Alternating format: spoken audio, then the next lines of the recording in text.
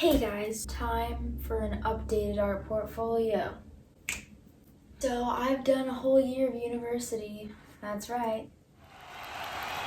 Thank you very much. So now I have several gigantic art pieces. They're useless to my life now and I have nowhere to put them. So I want to start off with the first art class that I took. Now this year I didn't really take that many art courses because I had so many mandatory courses that I was forced to take, and so I didn't really have much room for art. Now one of the mandatory courses luckily was an art course.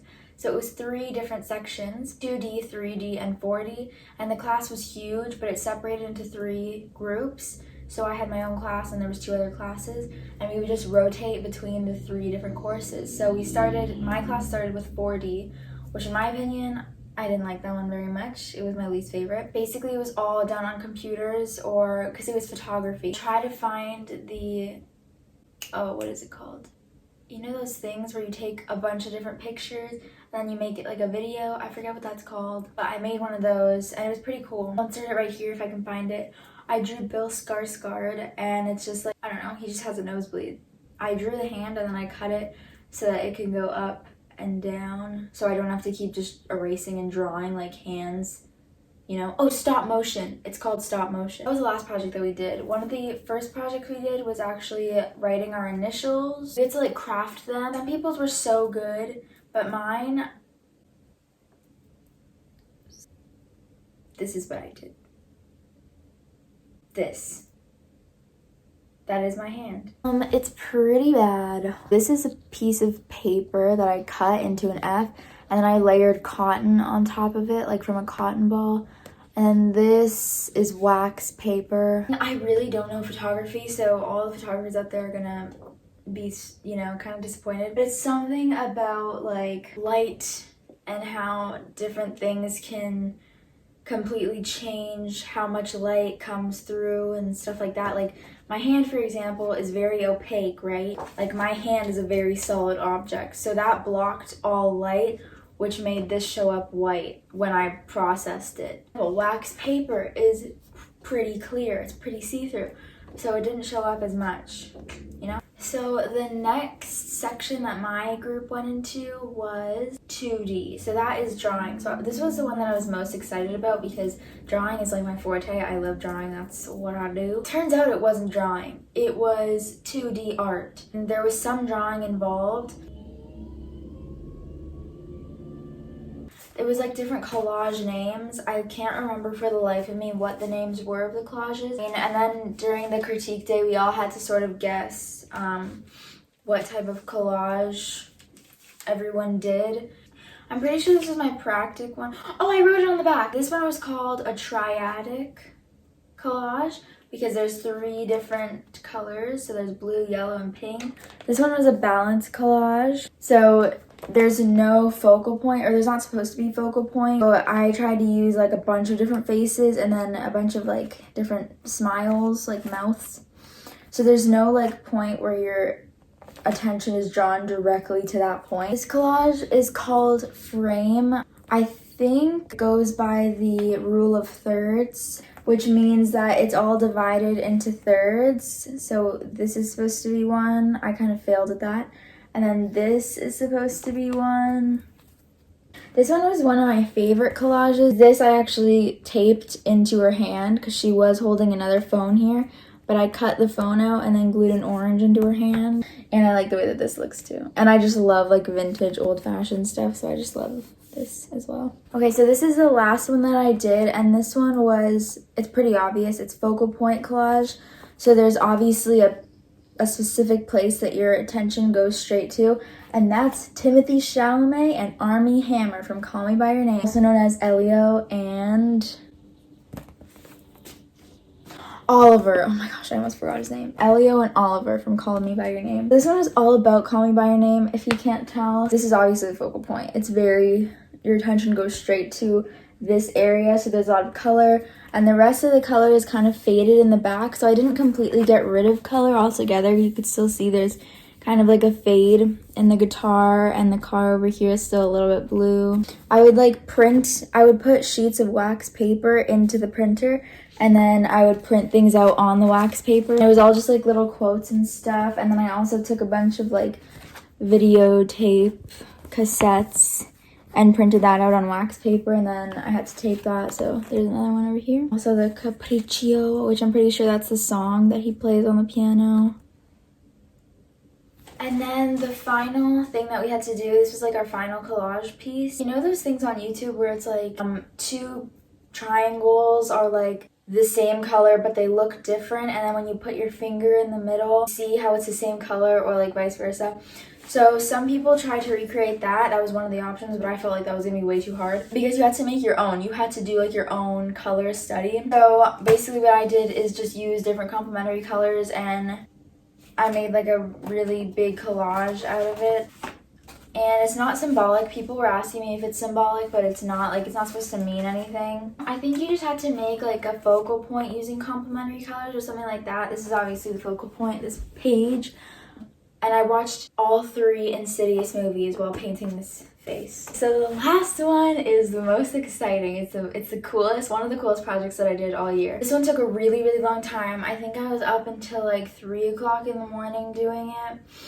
My sister helped me a little bit with painting it and stuff. So what we were supposed to do is take a bunch of 2D pieces and then compile them all together to make a 3D piece. Some people would take like 5 sheets of paper and then do like, they would cut a hole in all 5 sheets and then like place different people in it, sort of, or like little figures in it. I was very inspired by Alice in Wonderland because it's one of my favorite fairy tales.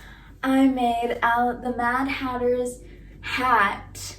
Now you're probably thinking, what's 2D about this? Is it like the fabric or something? Like, I don't get it. Is it that one piece of paper? No, it's not. You know how the Mad Hatter's hat opens in the cartoon? Well, looky there. What's that? What's that hole in the top for? What's that battery pack on the side for? You can also open it. First of all, how I got everything in here. This was a bunch of cardboard pieces. Yes, we used so much cardboard for this class, but I cut every single one. Cut them all and made like a cone shape out of all of the cardboard pieces, like a hat. I would take like maybe 3 inches of cardboard, and I would cut the hole in the middle, and I would cut it. I would do like a pattern like this, right? So it was jagged or whatever, and I had to use an X-Acto knife and cut every individual piece. And for the little pieces that are sticking out, I drew those obviously, and then I painted them on watercolor paper. Then I would use paper clips, and I would open the paper clips and stick them in and glue them, and then stick the little cardboard pieces or the little watercolor pieces on top. Let's see Alice, for example. See, you can even tell, you can see like the little paper clip right here. For the little lamps, I got like a bunch of fairy lights from Dollarama, and then I wrapped like little white pieces of paper. Let's get the shutters closed so that we can get a better view of this.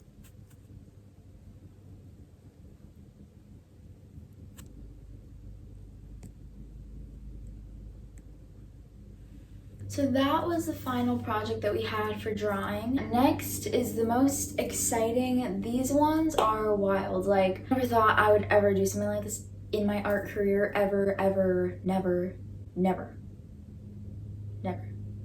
So the next one's 3D. So you can already tell how that's gonna look. 3D is what it is. It's 3-dimensional art. So it's sculpting and stuff. Now it's not sculpting in the traditional sense, like pottery or chiseling away at a stone until it becomes a gorgeous Greek god. No, this is the art for people that need to be resourceful. Now, it makes sense because this is also like the basics of art. Like, it's not supposed to be crazy, it's a first-year class. But it still was crazy and kept me up.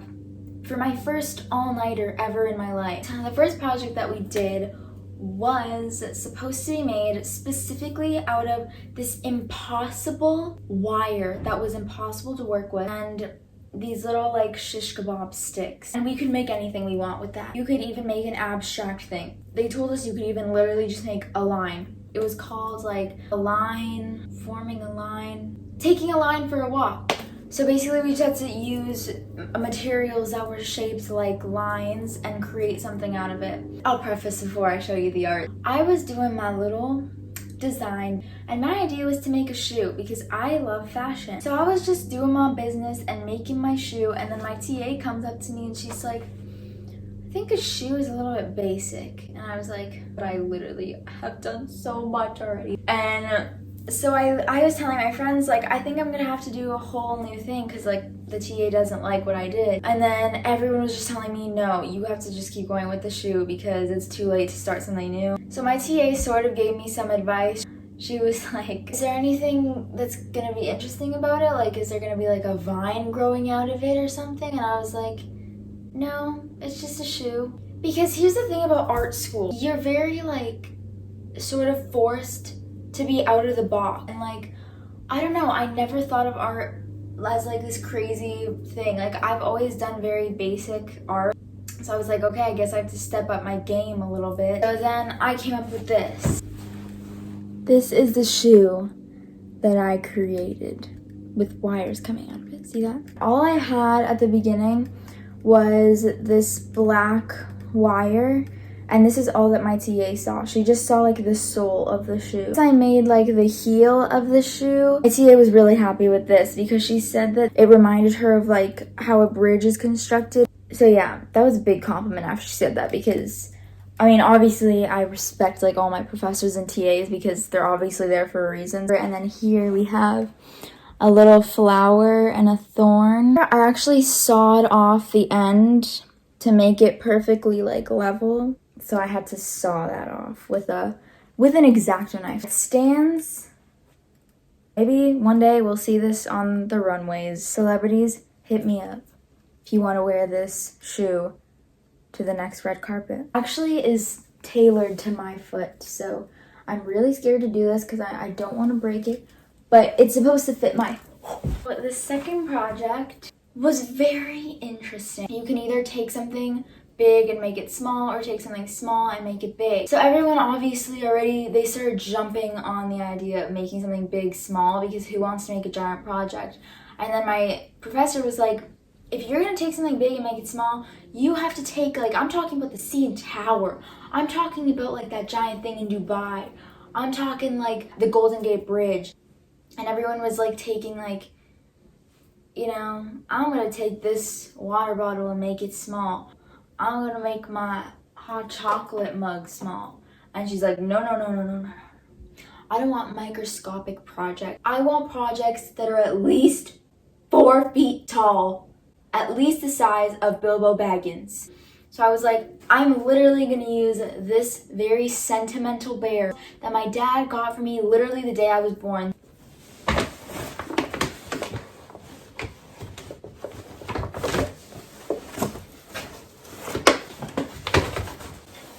The night that I made this, I was watching Joey Graceffa's Minecraft videos the entire night. My mom was down there and she slept down there in the basement with me. And my dad, when he left for work, came to the basement and I was still hacking away at the construction paper, literally bawling my eyes out. So I had to measure everything about this guy, and I think I made it 3 times bigger. Now, in the morning when I finished making it, while my mom was making me breakfast to go to school, I literally slept for like 20 minutes, and then I woke up. I had like this adrenaline rush, and I literally like cranked out this bow and just slapped it onto his chest, because I was like, I did not just put so much effort into this thing to have it not be accurate. I say we name him, so if you have name suggestions, put them in the comments. Okay, so the next thing that we had to do was use anything that we could find, just random stuff, and make something out of it, make a sculpture out of it. I made this out of kitchen appliances that I bought at Dollarama. His eye fell out. It used to be part of a Rubik's Cube, like all these little pieces are from a Rubik's Cube. His fingers are made out of forks, and I was not proud of it. But everyone thought it was cute, so. We actually did all of those projects in the span of 3 months, so it was quite difficult. It was a new project every week.